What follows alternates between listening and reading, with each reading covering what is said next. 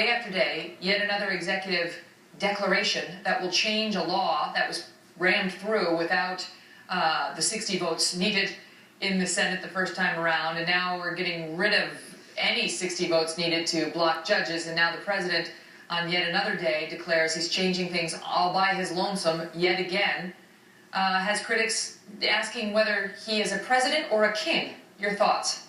Well, there's a kind of lawlessness here, and it's cynical lawlessness. You know, Lily Tomlin, the comedian, used to portray a character she called the bag lady, who said, no matter how cynical you get, you just can't keep up. And I think Americans are beginning to feel that way.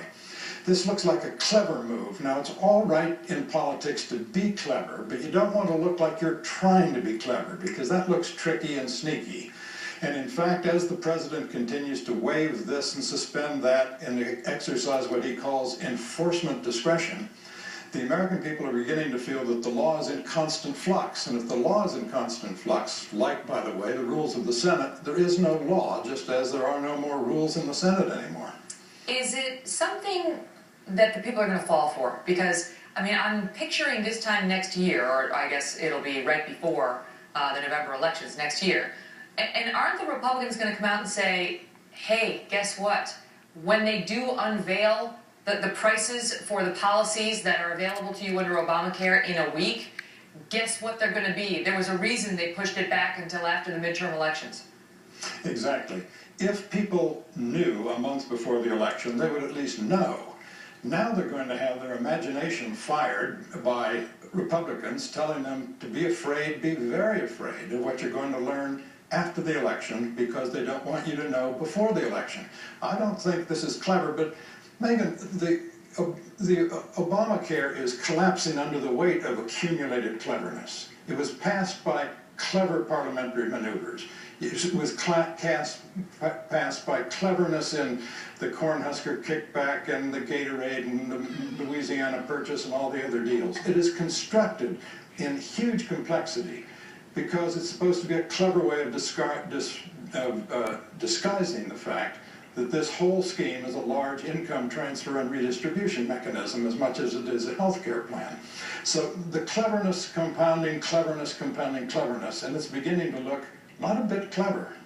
Can you put in perspective what we are seeing right now in this country? I mean, Obamacare, you know, pushed through with no Republican support. It's never had the support of the majority of the American people. Then President Obama, with his magic wand, extending a year for the employer mandate, and then now changing the date for, you know, enrollment. And then yesterday, Harry Reid doing something he said he would never do that would be the darkest day of the Senate, eliminating minority rights for federal judges and beyond in the Senate, which was always meant to be the place where tempers cooled and the minority rights were protected. I mean, what is going on right now?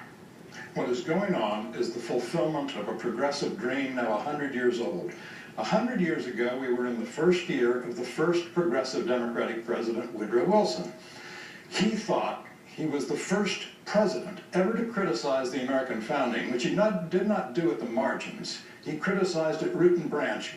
He said the very separation of powers is inappropriate for the modern age because America, to be governed, needs to have more power concentrated in Washington, more and more Washington power concentrated in the executive branch, and more executive branch power concentrated in executive agencies immunized from control or even supervision and oversight by Congress. The marginalization of Congress has been a constant goal of progressivism. This is why conservatism, modern conservatism, was really born in reaction to a strong executive in Franklin Roosevelt during the New Deal and a strong executive of Lyndon Johnson during the Great Society. Conservatives had a robust and, I think, healthy suspicion of executive power until they had the wonderful experience of Ronald Reagan, the president of their own. Yeah. At that point, they began to lose some of their suspicion of executive power, which I hope they are now reacquiring. Certainly may be. George Will, great to see you. Thank you, sir.